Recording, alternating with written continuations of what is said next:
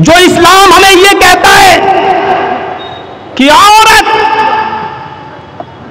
जिसकी आवाज भी इतने पर्दे में होना चाहिए कि अगर इमाम मस्जिद में रुकू करना या सजदा करना भूल जाए या एक रुकू के बजाय 2 रुकू कर ले और किसी मर्द को पता ना हो, पीछे कोई टोकने वाला ना हो, सुभान अल्लाह और अल्हम्दुलिल्लाह कहने वाला ना हो, और औरत को मालूम हो, औरतों की सफ़े लगी हो पीछे पर्दे के पीछे, उनको मालूम हो कि इमाम भूल गया, तो उनको इतनी दूर से सुभान अल्लाह और अल्हम्दुलिल्लाह कहने की ज़रूरत नहीं, अल्लाहु अकबर कहने की ज़रूरत नहीं है, क्योंकि अगर वो बोलेंगी तो उनकी आवाज़ मर्द सुनेंगे, उनकी आवाज भी कहीं फितना न बन जाए और नमाज पढ़ने वाले मर्दों के जहन में घुस न जाए कि बड़ी सुरीली बारीक आवाज, बड़ी जादू वाली आवाज है, और कहीं फिर ऐसी सुरीली आवाज वाली का पीछा न करने लगे।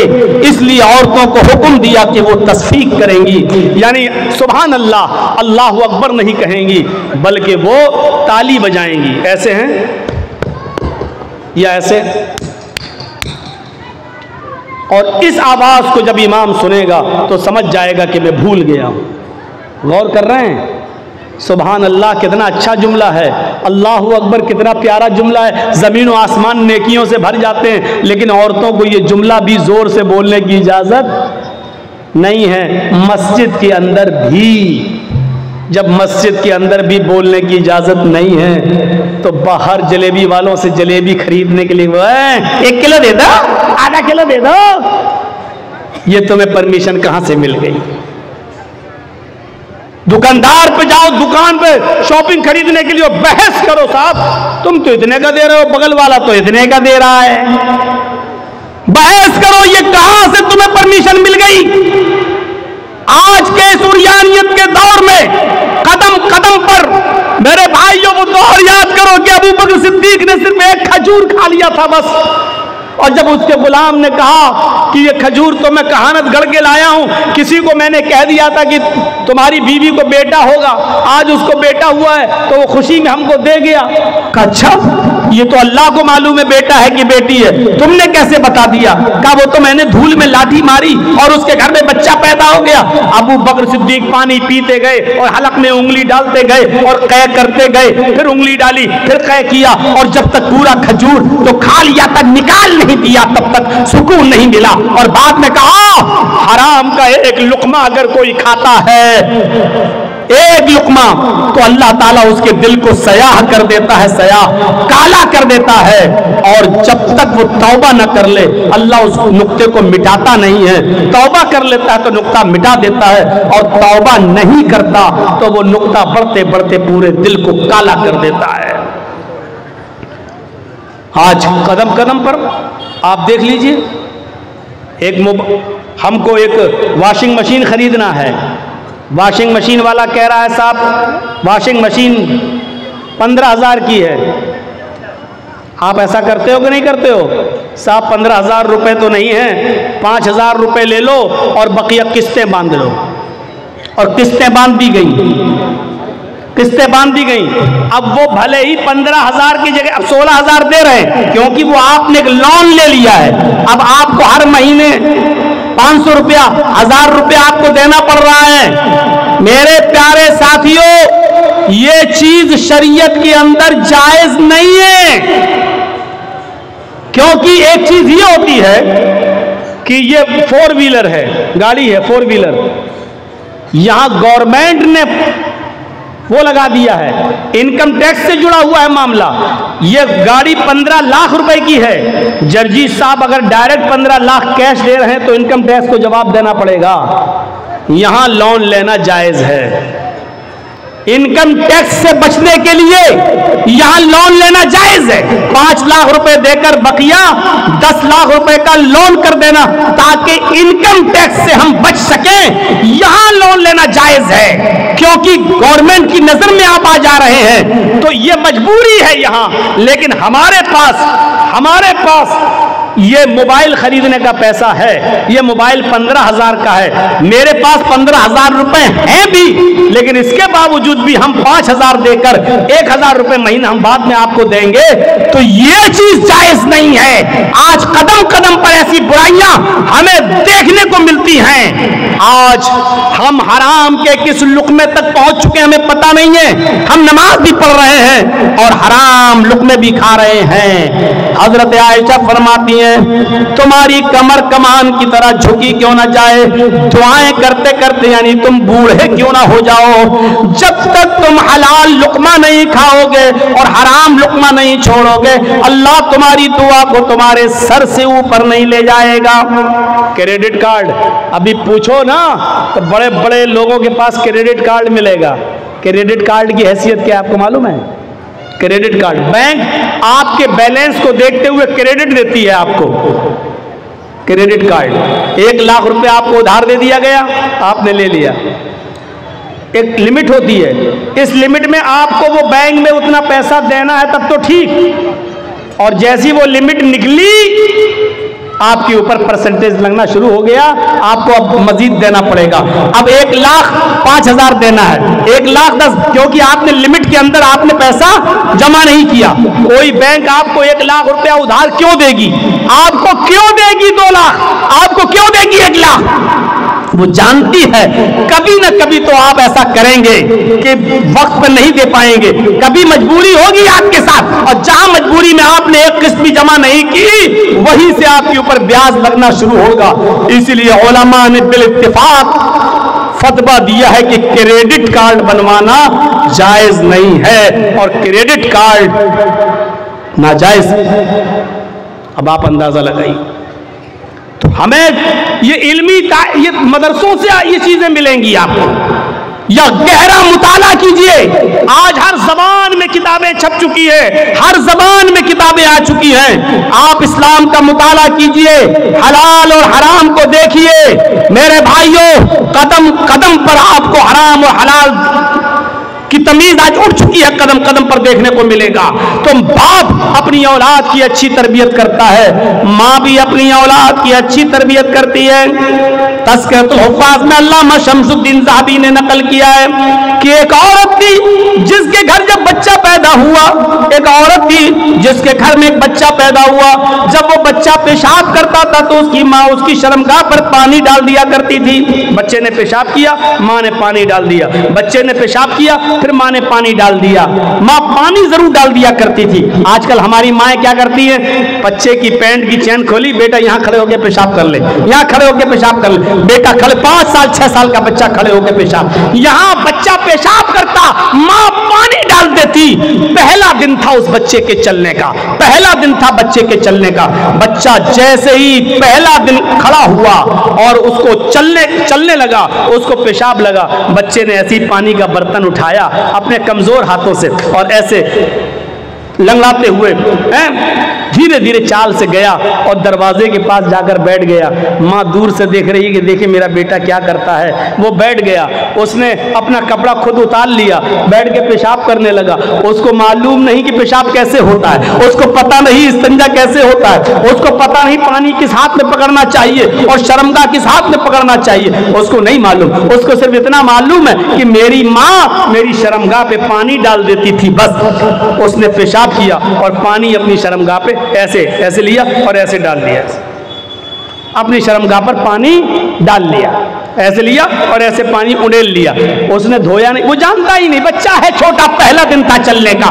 उसने पानी अपनी शर्मगाह पे डाला, माँ दूर से देख रही है, वही उसकी आंखों में आंसू आ जाते हैं और रोते हुए कहती है, फुज़्तु बिरब्बिल काबा, काबे के रब की कसम में कामयाब हो गई, अल्लाह की कसम में कामयाब हो गई। मैं जो सिखाना चाहती थी अपने बच्चे को मैंने वो सिखा दिया, मैं जो सिखाना चाहती थी अपने बच्चे को मैंने सिखा दिया। मैं यही सिखाना चाहती थी कि मेरा बेटा पैंट की चैन खोल के खड़े होकर गधे और कुत्तों की तरह पेशाब न करे। मैंने बहुत कुछ कह दिया है, गधे और कुत्तों की तरह पेशाब ना करे। अक्लमंद होगे तो समझ गए होगे कि मैंने क्या कहा है। और नहीं होगे तो एक कान से सुन के दूसरे कान से उड़ा दोगे। ये तालीम आपको माँ की गोद से मिलेगी। Mother's lap is first college for children. माँ की गोद बच्चे का पहला मदरसा है, या इन दीनी मदरसों से मिलेगी। आप बड़े बड़े यूनिवर्सिटी देख लो, पूर्णिया मेडिकल कॉलेज देख लो, किशनगंज मेडिकल कॉलेज देख लो, जामिया मिल्लिया JNU, बड़े बड़े कॉलेजेस और यूनिवर्सिटीज देख लो, जहां से पढ़ के निकलने वाले बड़े बड़े डॉक्टरों को, इंजीनियरों को देख लो। उनको डिग्रियां तो मिल गई, डॉक्टरी की, PhD की, इंजीनियर की, लेकिन तरबियत नहीं मिली। आज उनको सड़क के किनारे पैंट की चैन खोलकर गधों की और कुत्तों की तरह पेशाब करते हुए आप देख सकते हो। तरबियत मां की गोद से या मदरसों से मिलती है। इसलिए बच्चे को पढ़ाने और लिखाने के साथ साथ अच्छी तरबियत भी जरूरी है। अच्छी तरबियत दोगे तो बच्चा नेक बनेगा और आपकी खिदमत करेगा। अरे कम से कम बच्चों को इतना तो पढ़ा दो कि आपकी कब्र पर जाकर वो ये कह सके, अल्लाहुम्मा ग़फ़िर ले अबी वरहमहु वआफ़िही वअफ़ु अन्हु। अल्लाह ये मेरे बाप की कब्र है, अय अल्लाह इनकी मग़फ़िरत फरमा दे, अल्लाह इन पर रहम फरमा, अय अल्लाह इनकी बेहतरीन मेहमान नवाजी कर। अरे इतना तो सिखा दो कि आपका बेटा आपकी कब्र पर जाकर ये दुआ कर सके, अल्लाहुम्मा आनिसहु फी वहदतिही, अल्लाहुम्मा आनिसहु फी वहशतिही, अल्लाहुम्मा आनिसहु फी गुरबतिही। अय अल्लाह इस कब्र में मेरा बाप है, अय अल्लाह इस तन्हाई में, इस तारीख में, इस अंधेरे में मेरे बाप के लिए मेरी बाप को मानूस कर दे यहाँ की तन्हाई से। अय अल्लाह मेरे बाप को मानूस कर दे यहाँ की वहशत से, खतरनाक कीड़े और मकोड़ों से। और अल्लाह मेरे बाप की बॉडी को महफूज फरमा दे और मानूस कर दे यहाँ की अजनबियत से कम इतना तो सिखा दो कि मरने के बाद आप तो खुश हैं कि आपने अपने बच्चे को डॉक्टर बना दिया, लेकिन इतना जानते हो कि आपके मरने के बाद कि आपका बेटा आपकी कब्र पे आपके लिए दुआ भी कर सकता है। आज भी वो जाता है तो कहता है अल्लाह मेरे बाप को बख्श दे, अल्लाह मेरे बाप के कब्र को, अल्लाह मेरे बाप के गुनाह को माफ कर दे। अरे ये कोई दुआ हुई? तुम अपनी जबान में दुआ कर रहे हो।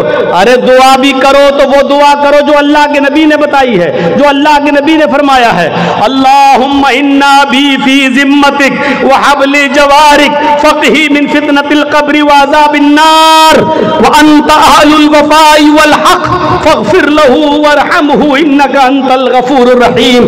क्या कोई बेटा है जो अपने बाप की कब्र पे जाके ये दुआ पढ़ता है?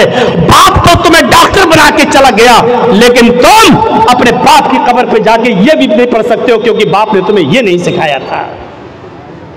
कितना बदनसीब है बाप जो अपने बेटे को डॉक्टर और इंजीनियर तो बना दिया, लेकिन तू अपने मरने के बाद ऐसा नहीं बना सका कि तेरा बेटा तेरी कब्र पे आके तेरे लिए दुआएं मग़फ़िरत भी कर सके। अपनी औलाद को मदरसे में भी पढ़ाना है और दुनियावी तालीम भी देना है। सिर्फ उसको मस्जिद का इमाम बनाकर मत छोड़ो। मदरसे से निकला, पढ़ के निकला, बेचारा स्टेशन पर गया, उसको अपने गांव का टिकट निकालना है, दूसरे से कह रहा है मेरा फार्म भर दीजिए। उस बेचारा दूसरा आदमी उसका फार्म भर के समझ रहा है लड़का जाहिल है, फार्म नहीं भर पाता है, जाहिल है। 8 साल मदरसे में, 10 साल मदरसे में पढ़ने के बाद भी हमारे मदरसे के बच्चों को रिजर्वेशन फार्म भरना ना आए और दुनिया वालों की नजरों में वो जाहिल कहलाएं, तो ये भी, ऐसा भी नहीं होना चाहिए।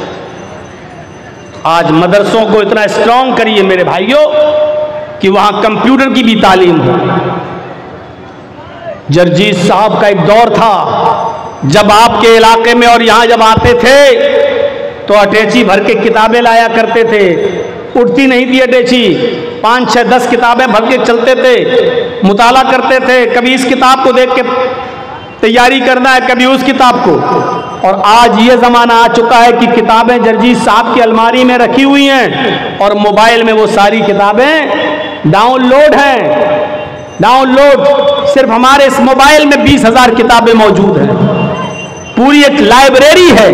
अब इतनी भारी अटैची लेके चलने की जरूरत नहीं। खोला अपना सॉफ्टवेयर और जो किताब पढ़ना है, जो पेज देखना है, सिर्फ एक लफ्ज लिखना है। जैसे देखना है अल्हम्दुलिल्लाह रब्बिल आलमीन, ये आयत कुरान में कहा है, बस अलहम्द टाइप करके क्लिक कीजिए, पूरी आयत आ गई, अल्हम्दुलिल्लाह रब्बिल आलमीन। और अलहम्द का लफ्ज पूरे कुरान में कितनी जगहों पर आया, पूरी की पूरी एक लिस्ट आ गई। आज जमाना यह है और आज मौजूदा दौर में आपको अपने मदरसों को इस तरह स्ट्रांग बनाना है और मजबूत बनाना है कि आपके बच्चे दीन की तालीम भी हासिल करें और किसी यूनिवर्सिटी में जाएं तो उनको चैलेंज दे सकें और उनके चैलेंजों को सुनकर उनको जवाब भी दे सकें। मेरे भाइयों, मुझे वो दौर याद है और आज भी वो दौर को मैं सोचता हूं तो फख्र करता हूं, जब एक बार दिल्ली के जामिया मिल्लिया में हमारा फंक्शन था और मुझे मेहमान खुसूसी के तौर पर बुलाया गया था दिल्ली की जामिया मिल्लिया में, और वहां के स्टूडेंट से जब मेरा खिताब था तो जानते हो लास्ट में उधर टाइम दिया गया था मुझे, तो एक लड़की आई थी जामिया मिल्लिया की, कम्युनिस्ट ख्याल की थी, शायद वो किसी मजहब को नहीं मानती थी। वो आकर स्पीच में कहती है कि इस्लाम 1400 साल का पुराना हो चुका है, इस्लाम को भी मौजूदा हालात के तहत बदलना चाहिए, कुछ चेंजिंग आनी चाहिए। हर चीज जब पुरानी हो जाती है तो उसको रिजेक्ट कर दिया जाता है और उसकी जगह पर नई चीज लाई जाती है। उसने मिसाल दी कि जब मकान पुराना हो जाता है तो उसको गिराकर नया मकान बनाया जाता है, जब टेबल पुरानी हो जाती है तो उसकी जगह पर नई टेबल आती है, किताबें फट जाती हैं तो नई किताबें ली जाती हैं, माइक पुराना हो जाता है तो नया माइक लाया जाता है। हर पुरानी चीज को हटा दिया जाता है और नई चीज को लाया जाता है। लिहाजा इस्लाम भी 1400 साल का पुराना हो चुका है।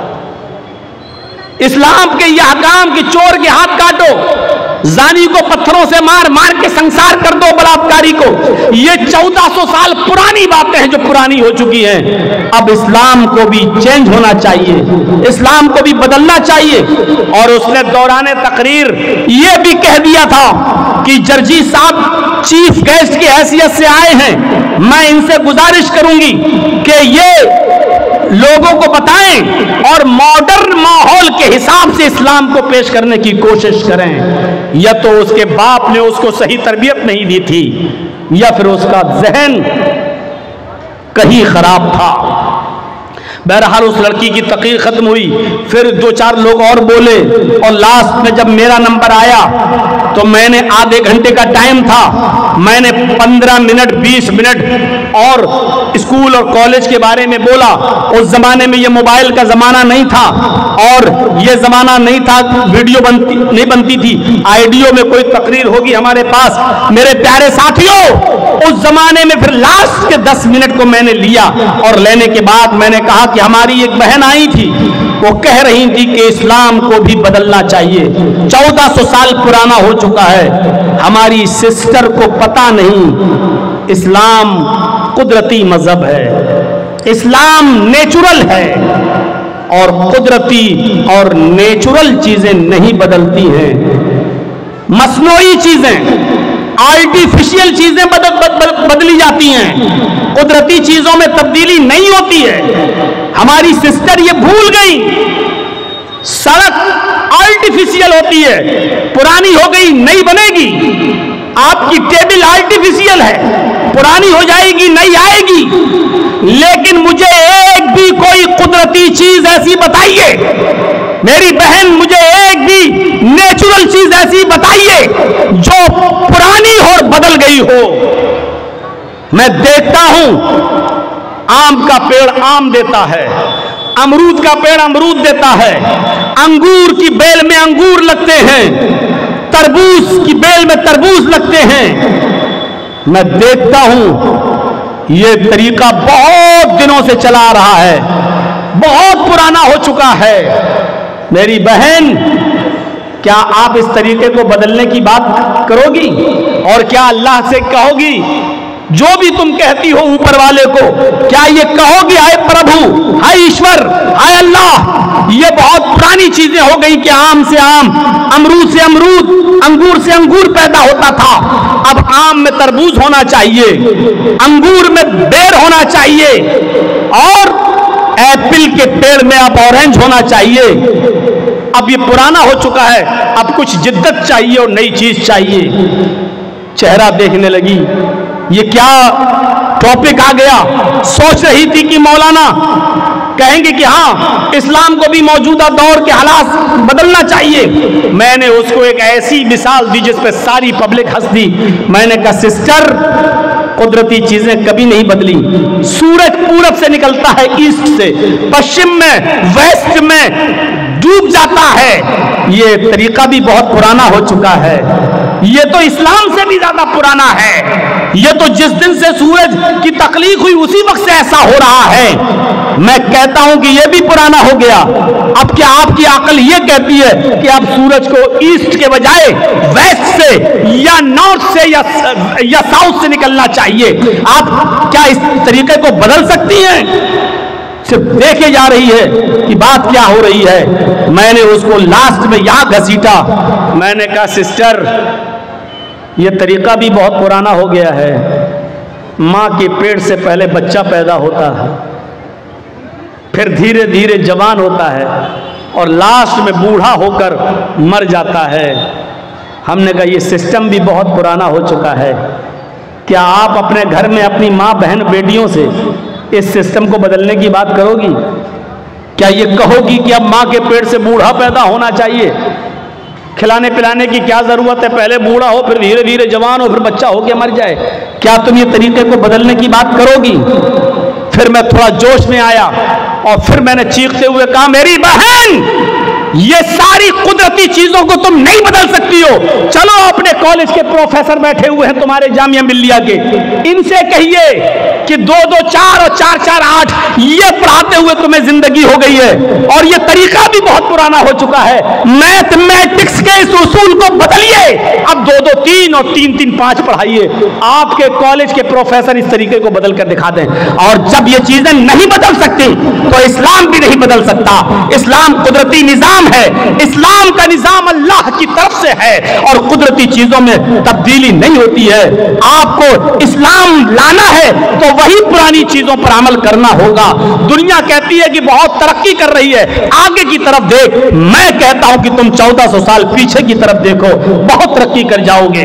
मेरे प्यारे साथियों, जब तक कुरान का नुज़ूल नहीं हुआ था, जब तक इस दुनिया में कुरान नहीं था, बायो नहीं थी, कुरान नहीं था, साइंस नहीं थी, कुरान नहीं था, फिजिक्स नहीं थी, कुरान नहीं था, केमिस्ट्री नहीं थी, कुरान नहीं था, ज्योग्राफिया नहीं था, कुरान नहीं था, भूगोल नहीं था।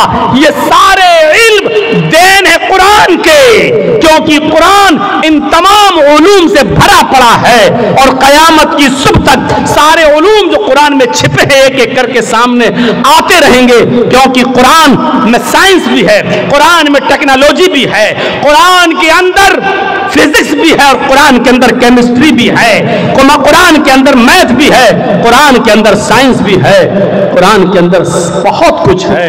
कुरान एक इल्म की का समंदर है, इल्म का समंदर।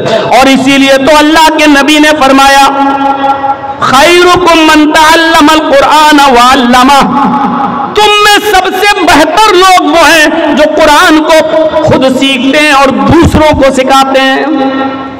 मैं ये नहीं कह रहा हूं फिजिक्स पढ़ने और पढ़ाने वाले अच्छे नहीं हैं, मैं ये नहीं कह रहा हूं बायो पढ़ने और पढ़ाने वाले अच्छे नहीं हैं, मैं ये नहीं कह रहा हूं केमिस्ट्री पढ़ने और पढ़ाने वाले अच्छे नहीं हैं, मैं ये नहीं कह रहा हूं कि वो अच्छे नहीं हैं, मैं ये कह रहा हूं सबसे अच्छे लोग वो हैं। खैरुकुम मन तअल्लमल कुरान व अल्लमा, बेहतर लोग वो हैं जो कुरान को सीखते हैं और सिखाते हैं। इसलिए एक बाप का किरदार अपनी औलाद की तालीम और तरबियत में नुमाया होता है। बाप को चाहिए कि एक किरदार अदा करे, बाप को चाहिए कि एक नुमाया रोल अदा करे। बगैर उस रोल के जिंदगी अपने बच्चों की नहीं बना सकता है। आपको एक वाकया बताऊं, जरा सुनिएगा। अब हमारे पीछे से बुजुर्ग लोग उठने शुरू हो गए हैं। आप धन्य हैं, आप मुबारकबाद है कि आपने 11:15 बजे हमको टाइम दे दिया।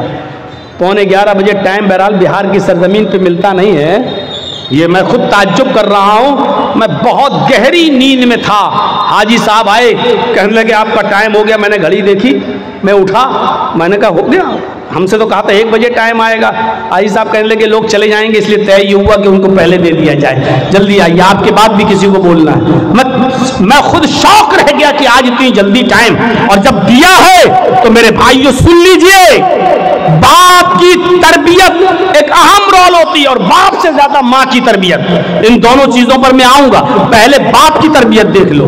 यूसुफ अलैहिस्सलातु वस्सलाम का मामला आप जानते ही होंगे, सुना होगा आपने, उलमा से सुना होगा। छोटे थे, भाई लोग ले गए और कुएं में फेंक दिया। अपने बाप के पास आए सारे बच्चे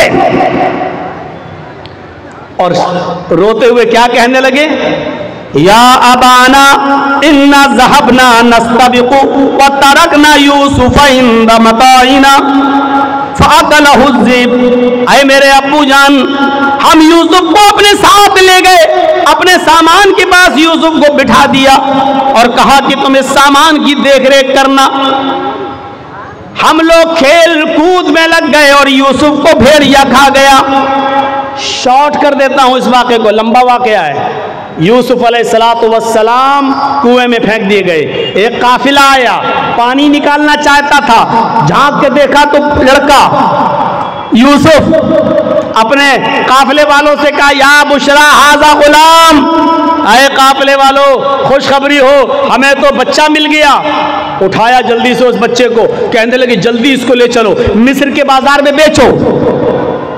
जो चीज़ फ्री में मिल जाती है उसको जल्दी से आदमी हटाना चाहता है ताकि कोई असल मालिक ना आ जाए, हमें कुछ ना मिले। आप लोग तो जानते ही होंगे ना, चोरी का मोबाइल 20,000 का 4,000 में भी बिक जाए तो जल्दी जाए, जो मिल रहा वो तो आ जाए। और इस मामले में हमने कलिया चक्का इलाका देखा है,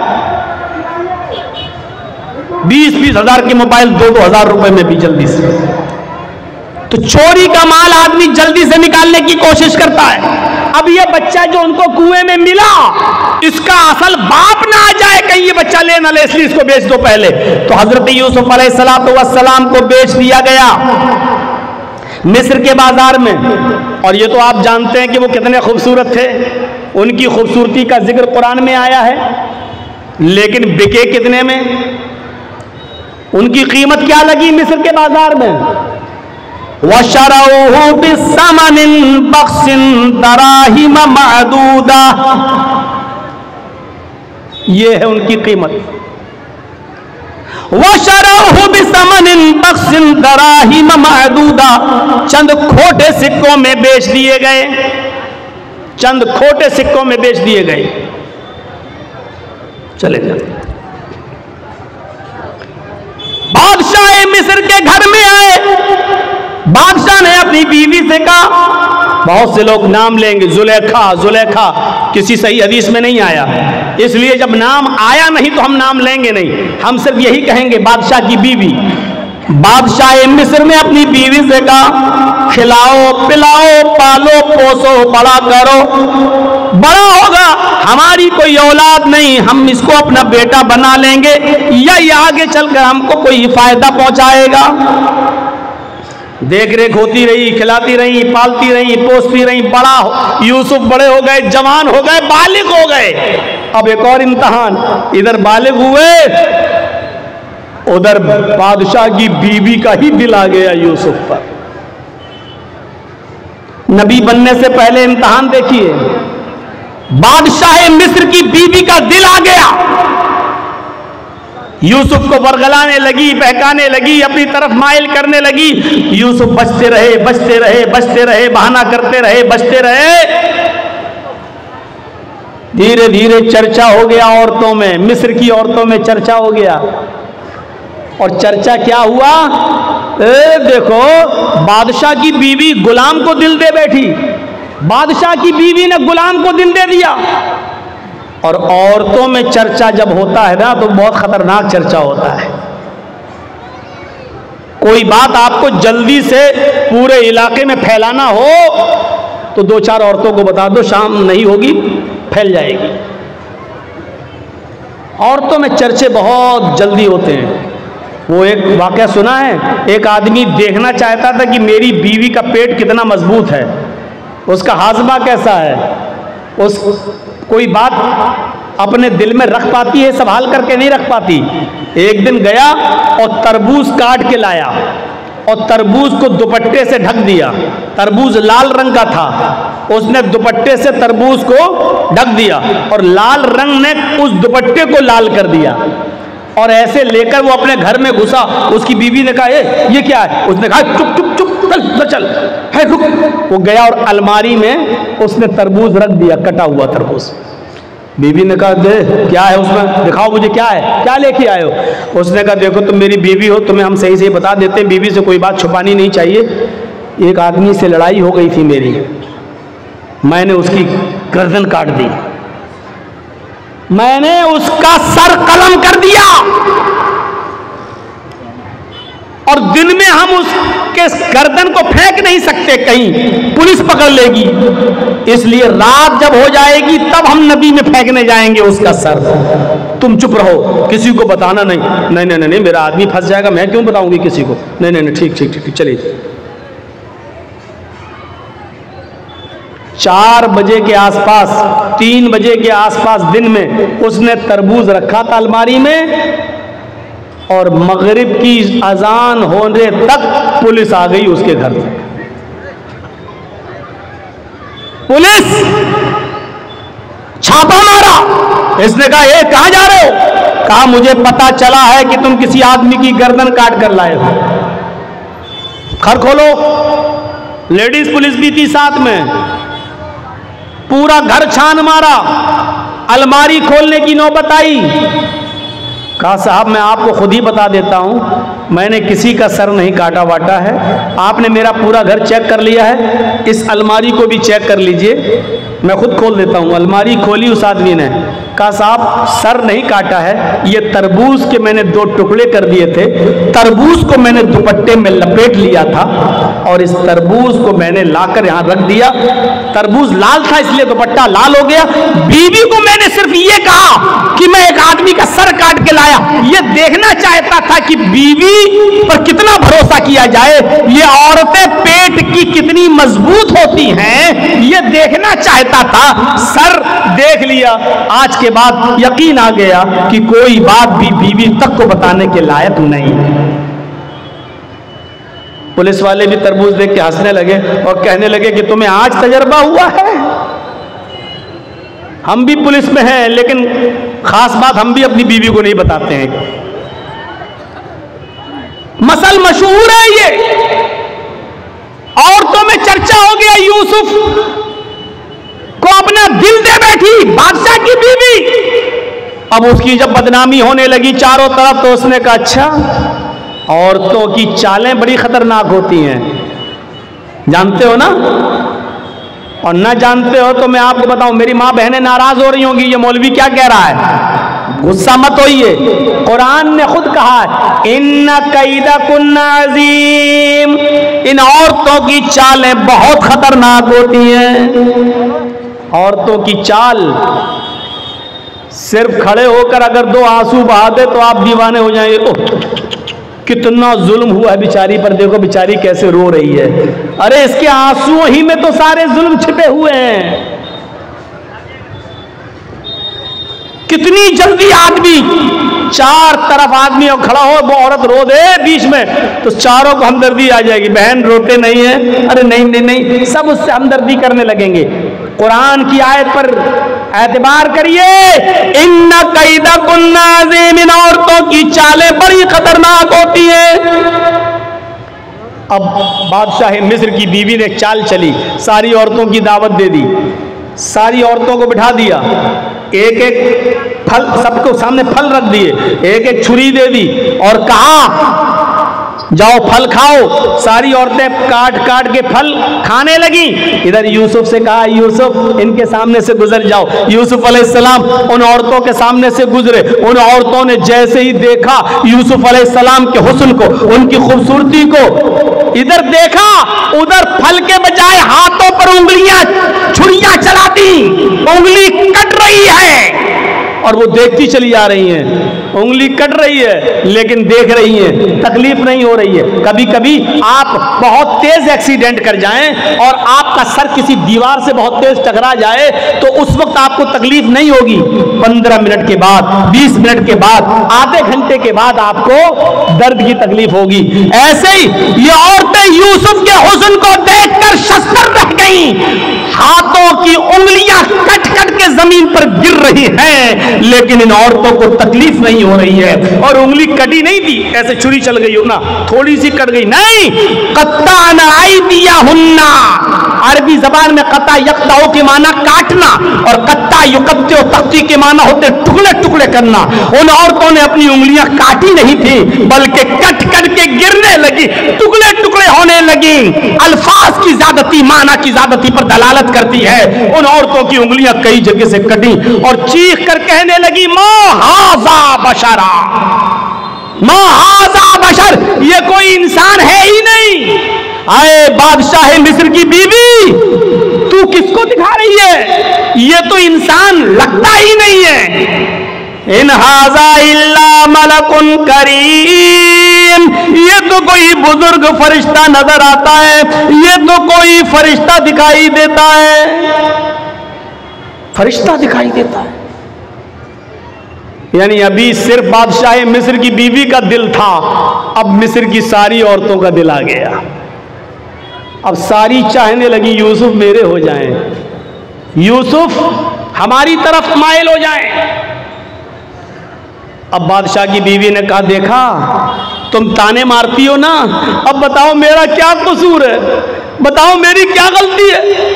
जो मैं चाहती हूं यूसुफ से वही तो तुम लोग भी चाह रही हो, बताओ मेरा क्या कसूर है? और वही धमकी दी बादशाह की बीवी ने। जरा धमकी सुनिए। आए औरतों, आए मिस्र की, मिस्र वालियों, अगर इस लड़के ने, इस जवान ने, इस यूसुफ ने अगर मेरा इरादा पूरा नहीं किया, मेरी बात नहीं मानी, इशारा आप समझ रहे होंगे। आए मिस्र की औरतों, अगर यूसुफ ने मेरी बात न मानी, अगर मेरा इरादा पूरा ना किया, मेरी बात न मानी और मेरे साथ वो काम नहीं किया जो मैं चाहती हूं, अगर ये मेरे करीब ना आया तो इसको सख्त से सख्त सजा दिलवाऊंगी या जेल के अंदर सड़वा दूंगी। जेल के अंदर सड़ेगा, ये जेल के अंदर अपनी पूरी जिंदगी गुजारेगा। जब यूसुफ अलैहिस्सलाम को ये धमकी मिली कि ये कह रही है अगर इसने मेरी बात ना मानी तो सख्त से सख्त सजा दिलवाऊंगी या जेल में सड़ा दूंगी, तो आसमान पे नजरें डाली यूसुफ अलैहिस्सलाम ने और अपने रब को पुकार कर क्या फरमाया, रब्बिस सिजनु अहब्बु इलैया मिम्मा यदूननी इलैहि। आए मेरे रब, आए मेरे परवरदिगार, मुझे जेल की जिंदगी ज्यादा महबूब है, मुझे जेल में जाना ज्यादा पसंद है, मुझे जेल में रहना ज्यादा गवारा है, मैं जेल में पूरी जिंदगी गुजार लूंगा, मुझे जेल में जाना ज्यादा महबूब है, पसंद है। लेकिन वो काम करना मैं तैयार नहीं, वो काम गवारा नहीं जिस काम के लिए ये औरतें मुझे बुला रही हैं। यानी एक नहीं बुला रही थी, कई औरतें बुला रही थी सारी। तो क्या काम, आय अल्लाह, जेल में जाना पसंद है लेकिन वो काम करना पसंद नहीं जिसकी तरफ ये मुझे बुला रही हैं। यदऊननी इलैहि, जमा मुअन्नस गायब नसेगा, एक औरत नहीं कई औरतें थी जो ये कह रही थी आए यूसुफ हमारे पास आ जाओ। और यूसुफ ने कहा, अल्लाह मुझे जेल जाना पसंद है लेकिन वो काम करना पसंद नहीं है जिस काम के लिए ये औरतें मुझे बुला रही हैं। अब तेरी मदद मुझे चाहिए। और मदद क्या चाहिए, व इल्ला तस्रिफ अन्नी कैदहुन्ना, इनकी चालों से मुझे बचा ले। अगर तूने मुझे इनकी चालों से न बचाया, अगर तूने मुझे इनकी चालों से महफूज न रखा, अस्बु इलैहिन्ना, तो मैं भी इनकी तरफ माइल हो जाऊंगा, मैं इनकी चालों में फंस जाऊंगा, मैं इनकी चालों में गिरफ्तार हो जाऊंगा। व अकुम मिनल जाहिलीन, और जाहिलों नादानों में मेरा शुमार हो जाएगा। यानी औरतों की चालों से बचने के लिए यूसुफ अलैहिस्सलाम भी दुआ कर रहे हैं अल्लाह से कि अल्लाह मैं जेल में चला जाऊंगा ये पसंद है, लेकिन वो काम करना पसंद नहीं है जिसकी तरफ ये मुझे दावत दे रही हैं। हाँ, लेकिन तू मुझे इनकी चालों से बचा ले। पता नहीं कौन सी चालें हैं, पता नहीं कैसी कैसी चाल ये इस्तेमाल करके मुझे अपनी तरफ माइल कर ले, इसलिए मेरे परवरदिगार तू मुझे बचा। और फिर भी यूसुफ अलैहिस्सलाम चाल से बच नहीं सके। कहा ओ यूसुफ एक काम है। कहा अच्छा चलो काम है, मैं तो खरीदा हुआ गुलाम हूं इनका, बात मानना पड़ेगी, आओ इधर आओ। वो यूसुफ को ले गई, दरवाजा बंद कर दिया, दूसरे कमरे में ले गई, उसका दरवाजा बंद कर दिया, एक और कमरे में ले गई, उसका दरवाजा बंद कर दिया। वग़ल्लक़तिल अब्वाब, एक नहीं कई दरवाजे थे बंद कर दिए, और आखिरी वाले रूम में ले जाकर कहा यूसुफ आओ, आज तन्हाई है, मौका है, कोई नहीं है, आओ, मैं कब से तुम्हारे बड़े होने का और बालिग होने का इंतजार कर रही थी, आओ, तुम्हारी खूबसूरती और हुस्न ने मुझे तुम्हारा दीवाना कर दिया है, आओ मेरी तरफ आओ। यूसुफ अलैहिस्सलाम ने कहा माज़अल्लाह, अल्लाह की पनाह, क्या इसीलिए तुम मुझे यहां लेकर आई हो?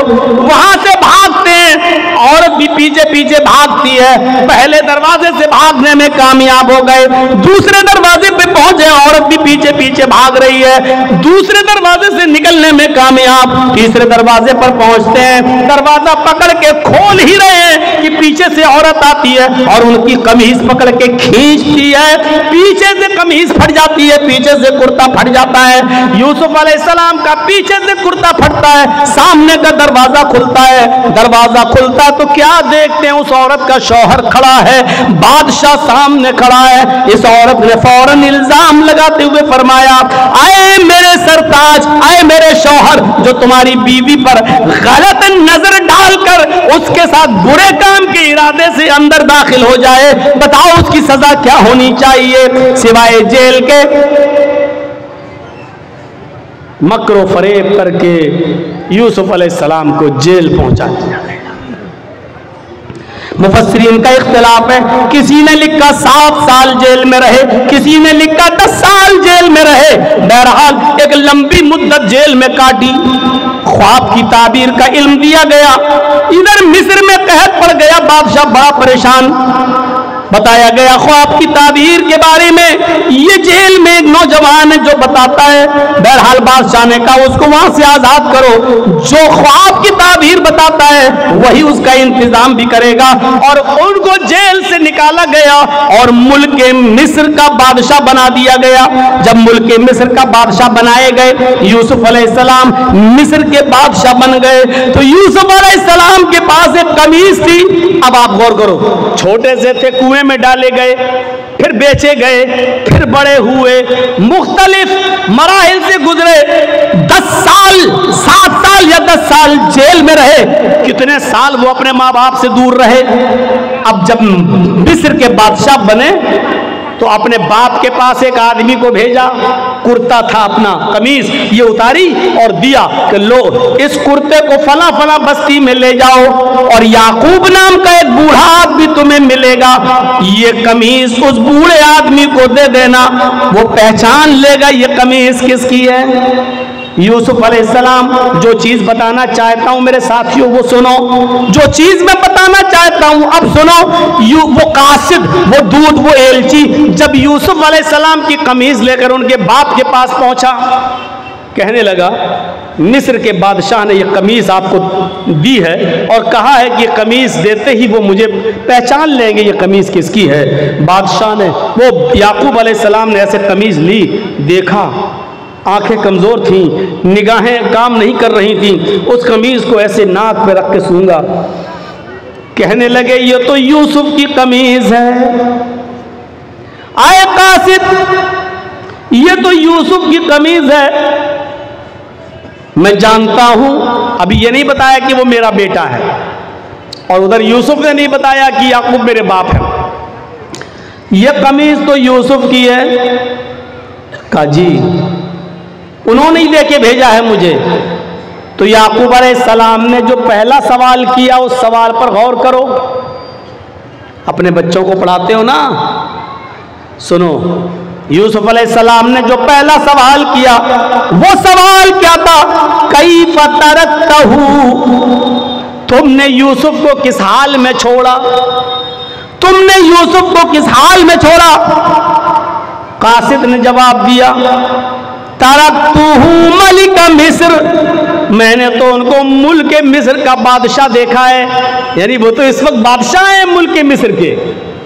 किस हाल में छोड़ा? क्या वो तो बादशाह है मिस्र के? ये कमीज बादशाह ने दी, मिस्र के बादशाह ने। याकूब अलैहिस्सलाम की आंखों में आंसू, पढ़िए तफसीर इब्न कसीर और मालिम तंजील। याकूब अलैहिस्सलाम ने रोते हुए कहा, ला असअलुकुम अन हाज़ा, नहीं तुम समझे नहीं, मैं ये नहीं जानना चाहता कि वो MLA है, MP है, राज्यसभा का सांसद है, चीफ मिनिस्टर है, प्राइम मिनिस्टर है, बादशाह है, चेयरमैन है, क्या मैं ये नहीं जानना चाहता? अगर आपको पता चल जाए कि आपका बेटा चीफ मिनिस्टर हो गया, कितने खुश होंगे? आपको पता चल जाए कि आपका बेटा MLA MP हो गया तो आप कितने खुश होंगे? यूसुफ अलैहिस्सलाम के बारे में जब उनके बाप याकूब को पता चला कि मेरा बेटा मुल्क मिस्र का बादशाह बन गया तो खुश नहीं हुए। क्या कहते हैं? ला सालुकुम अन हाज़ा, मेरा बेटा क्या बन गया मैं ये नहीं जानना चाहता। अरे वो क्या बन गया मुझे ये नहीं मालूम, मैं ये जानना चाहता हूं। असअलुकुम अन अय्यदीन तरकतहू, मैं ये जानना चाहता हूं कि तुमने उस आदमी को किस दीन पर देखा है, किस दीन पर छोड़ा है, यानी उसका दीन क्या है, उसका मजहब क्या है। याकूब अलैहिस्सलाम को इतने दिनों के बाद भी फिक्र हुई तो ये हुई कि मेरे बेटे यूसुफ का दीन क्या है, उसका मजहब क्या, उसकी तरबियत अच्छी हुई कि नहीं हुई, वो अच्छे माहौल में पला कि नहीं पला, नाकारा तो नहीं हो गया। याकूब अलैहिस्सलाम ने पूछा, असअलुकुम अन अय्यदीन तरकतहू, तुमने उसको किस दीन पे छोड़ा?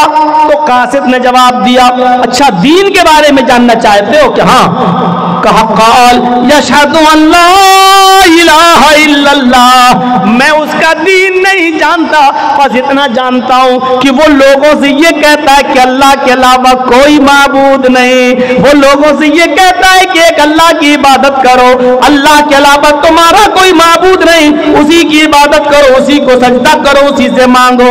याकूब अलैहिस्सलाम कहते हैं, अल्हम्दुलिल्लाह, मैं अपने बेटे की तरबियत से खुश हूं कि इस हाल में और बादशाह बनने के बाद भी, मुख्तलिफ मराहिल से गुजरने के बाद भी वो अपने रब को नहीं भूला, वो अपने अल्लाह को नहीं भूला। तो कुरान की तालीम अल्लाह की मारफत इंसान को बताती है। ये होना चाहिए एक बाप की जिम्मेदारी। आपका बेटा MLA, आपका बेटा MP, आपका बेटा चेयरमैन, आपका बेटा प्रमुख, आपका बेटा सभासद, आपका बेटा सब कुछ, लेकिन ये बताओ कि आपके बेटे की तालीम क्या है, आपके बेटे का मजहब क्या है, आपके बेटे की दावत क्या है, उसका दीन क्या है? क्या वो यशहदु अन ला इलाहा इल्लल्लाह पढ़ता या नहीं पढ़ता, एक अल्लाह की इबादत करता या नहीं करता, ये चीज जरूरी है। और जब आदमी ये जान ले कि एक अल्लाह है, उसी की इबादत की जाएगी, तो फिर वो अल्लाह के अलावा किसी को रासिक नहीं समझता, अल्लाह के अलावा किसी को सजदा नहीं करता, फिर अल्लाह के अलावा वो किसी से डरता नहीं, क्योंकि उसने अल्लाह को अपना माबूद मान लिया है। आज के इस दौर में जगह जगह पर बुराइयों का जाल बिछा हुआ हो, जगह जगह पर बुराइयों ने अपने पैर फैला लिए हों, जरा बताइए, आप निकल के देख लीजिए अभी इसी जलसे में, और थोड़ा सा बाहर निकल कर जाके नुमाइश देख लीजिए, मेला देख लीजिए, झूले देख लीजिए, इसी में एक तरफ दीन के नाम पर जलसा और दूसरी तरफ मेला और ठेला, और देखिए कि उस बाजार में आपको मर्दों से ज्यादा औरतें सामान खरीदते हुए नजर आ जाएंगी, अपने बच्चों को झूला झुलाते हुए नजर आ जाएंगी, और मर्दों का औरतों का इख्तिलात ऐसी जगह पर होता है। 1:30 बज गया है, 11:15 से 1:30 तक बोलना। मेरे भाइयों, फिर भी मैंने और जगहों की बनिस्बत 20 मिनट ज्यादा आपका ले लिया। अब हमारे बाद जो मुकर्रिर है वो आपसे खिताब करेंगे। अल्लाह से दुआ करता हूं कि बारे इलाह हमारे बच्चों को दीन का आलिम बना और साथ में हमें दुनियावी तालीम भी हासिल करने की तौफीक अता फरमा। हमारे बच्चों को दीन की तालीम के साथ साथ डॉक्टर भी बना, इंजीनियर भी बना। ऐ अल्लाह हमारे बच्चों को IPS ऑफिसर और एडवोकेट भी बना। ऐ अल्लाह दीन और दुनिया दोनों हमारे बच्चों को अता फरमा और वालिदैन के लिए ज़ख़ीरे आखिरत बना। ऐ अल्लाह जब तक तू हमें जिंदा रख, इस्लाम पे जिंदा रखना, और जब हमारा खात्मा हो तो ईमान पर हमारा खात्मा फरमाना। वमा अलैना इल्लल बलागुल मुबीन व आखिरु दावाना अनिल हम्दुलिल्लाहि रब्बिल आलमीन। अस्सलामु अलैकुम व रहमतुल्लाहि व बरकातुहू।